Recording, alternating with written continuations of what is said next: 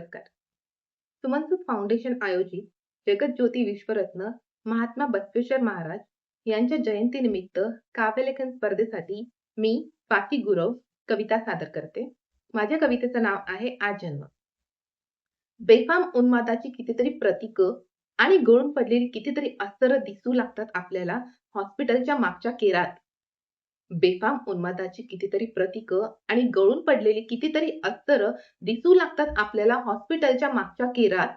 तारुण्यातला जोश, सेक्सवर्धक औषधं, गर्भनिरोधक गोळ्या, कुछ कर दिखाने की वृत्ती सगळं सगळं दिसतं त्या केराच्या टोपलीत.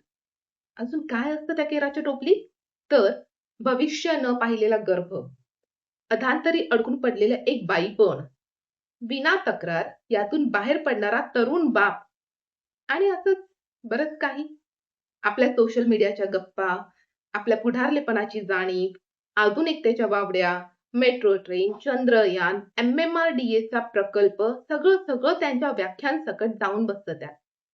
आणि शेवटी वाटू लागतं आपल्याला आपली बुद्धी आणि त्या अनुषंगाने माणुसकीही जाऊ पाहते त्याच केराच्या टोपलीत आज जन्म.